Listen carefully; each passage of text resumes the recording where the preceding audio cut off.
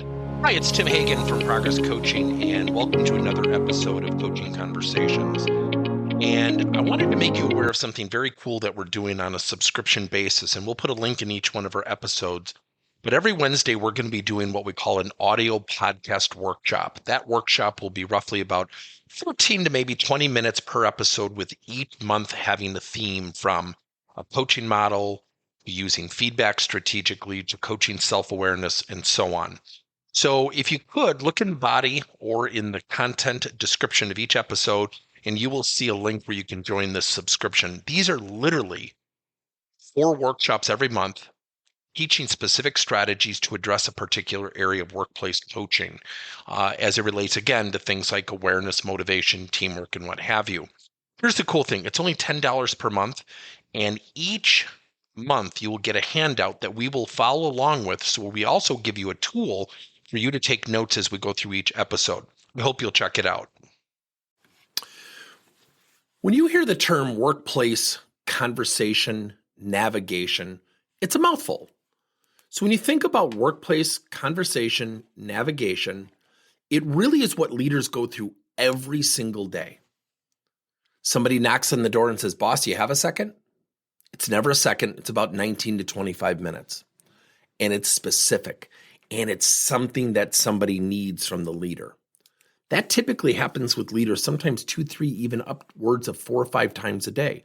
Now, that also does not include what leaders have to go through in terms of leading meetings, getting information to their bosses. So when you talk about workplace conversation navigation, there's a couple things that come into play. Readiness. Are you ready to have that conversation?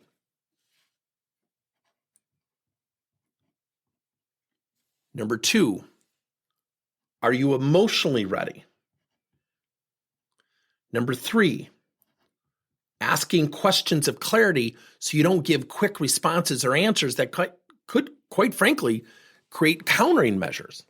So again, we have readiness, emotional readiness, and questions. Now, there's more than this, but this is the framework we encourage leaders to adopt.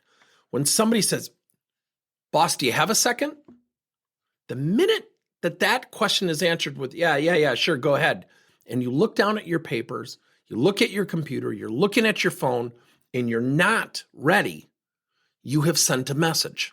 The leader has sent a message, I don't care. It doesn't matter. It does not matter if that's not the intention.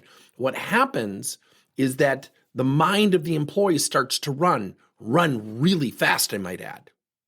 So we have to be ready. So when someone says, "Do you have a second?" you could ask a question such as, "I would love to chat with you. Give me some context to what you want to talk about.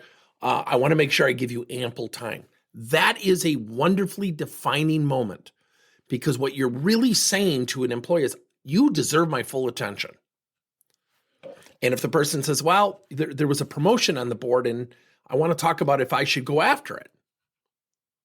And if you're not emotionally ready and your first reaction is, "How dare you? I just promoted you 6 months ago," you're probably not ready to have that conversation. Versus saying, "Oh, that's awesome. I've been waiting for you to do that. Yeah, let's spend some time. I'll give you about 15 minutes. And oh, by the way, if we need more time later on, let's schedule it.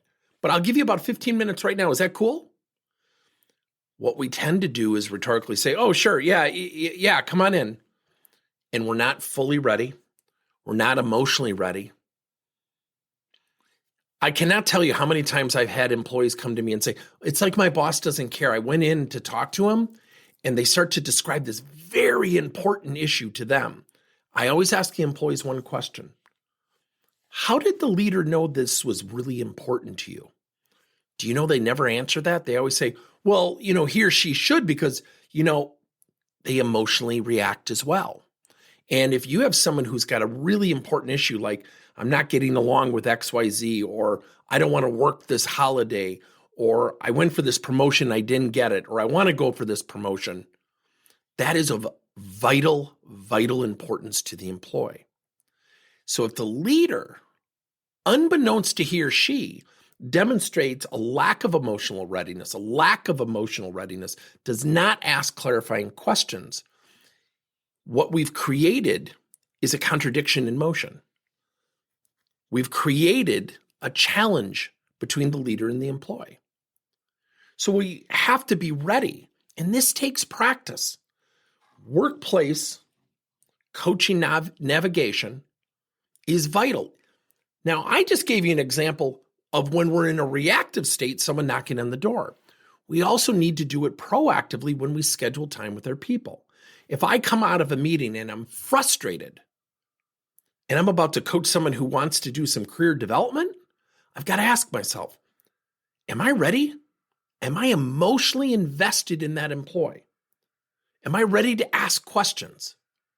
If I can't answer yes to all three of those, I don't encourage rescheduling, yet there are times that rescheduling can serve the person being coached really well. Please look at different ways that you can improve your workplace conversation navigation. Thank you for listening to another episode of Coaching Conversations by Tim Hagen and Progress Coaching.